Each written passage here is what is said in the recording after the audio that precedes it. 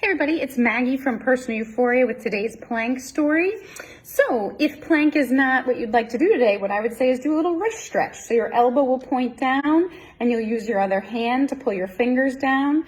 And then you can also do the reverse of that. And then you'll do each side for however long feels good. All right, so Matt and I are doing a home renovation, and one of the things in our kitchen that I've had a love-hate relationship with is our kitchen sink. It's beautiful. I've always loved it, but it's shallow, so you get soaking wet.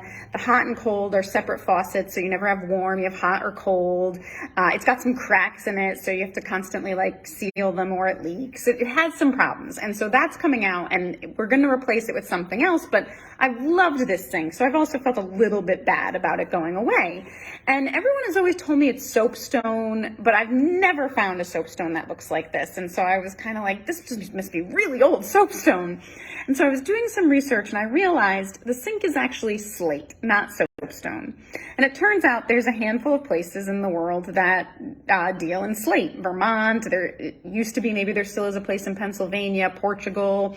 And so slate countertops are an option, and they make them in Vermont. And I don't know why everyone doesn't get a slate countertop. It is so strong. You can put hot things on it. It doesn't stain. You don't have to ever seal it.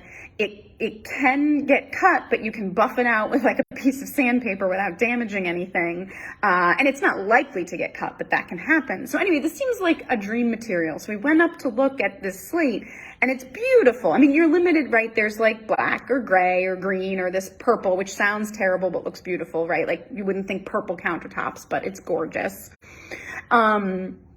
And the guy, you're at the quarry and the factory, and he takes us through the process of processing the slate. They've got this 10-foot saw with diamond bits on it, but you can also cut it by hand, with a hammer and chisel. You could say, I want this slate to be 2 inches thick, and you could take a piece that's 10 feet by 20 feet, and you will cut a 2-inch thick exact piece of slate with your hammer and chisel. That will just work. I don't know. I'm fascinated by slate, and I don't know why it's not used as a countertop more often. In the research I've done online, there is only positive things about it. There's nothing negative at all.